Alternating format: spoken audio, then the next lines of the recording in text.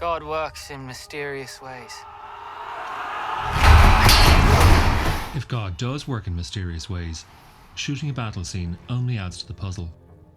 With Vikings having just finished its 5th season, the challenge showrunner Michael Hurst faces is how to sustain the drama. Battles are an obvious answer, but with combat featuring so frequently, the challenge is to find a new angle. They must be about something more than victory and defeat, conquest and surrender, life and death. Great battles are not created by action, but come from character. What is at stake? What is driving them? What do they stand to lose? A group of outlaws go to rescue their captured comrade. The first all-black volunteer company fight to liberate millions of slaves. A small squad goes in search of a mother's only surviving son. In episode 15, the Battle of Wessex pulls together several plot lines. King Alfred leads his army for the first time. Alongside him is Bishop Heahmund, his lover Lagertha, and Viking leader Ube. Across the field stands their former kinsman Harald Finehair. More than just natives against invaders, Christians against Vikings, Norse against Norse, this is personal. Preparing for combat, Alfred believes he is under divine protection. I would have the strength and the determination to do so. But on the eve of battle, Bishop Heahmund is beset by a nightmare and fears he has fallen from the grace of God. A vision of hell.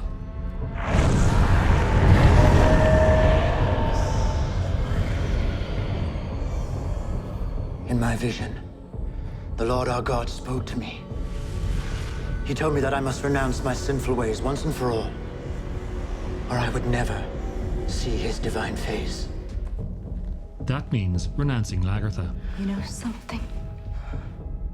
I think you always loved your Lord, your God, more than you ever loved me.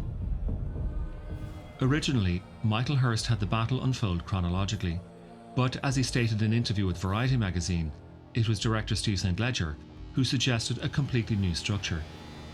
Begin the battle after it is finished. God works in mysterious ways.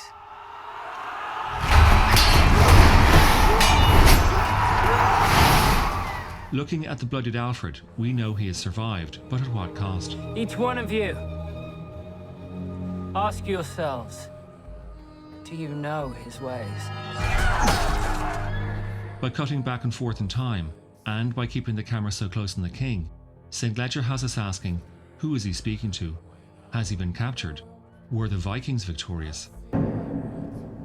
St. Ledger had already successfully implemented a similar strategy to episode 3 of season 5. There, Ube and Witzerk went to negotiate with Ethelwulf, Bishop Heahmund, and a very young Prince Alfred. William, zeigt das. William, ik heb er juist lang nog.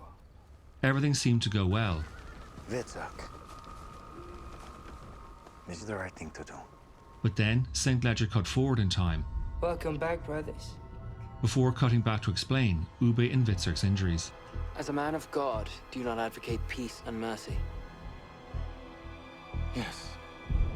Of course. My prince. That he handles this maneuver with such dexterity suggests to me the non-linear plotline is just one way of identifying St. Ledger's work.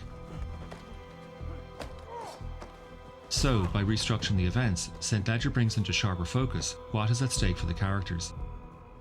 Seeing the deer on the battlefield, Alfred is more convinced than ever that God is on his side. Friends, when I saw that deer, I knew it not for a deer, but as Christ, who had taken that shape to show us that he was with us.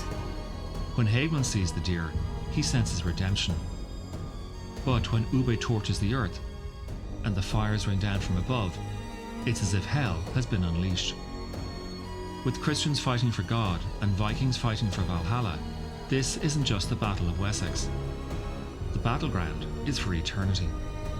I knew then, with a beautiful certainty, that the day and the battle had belonged to us!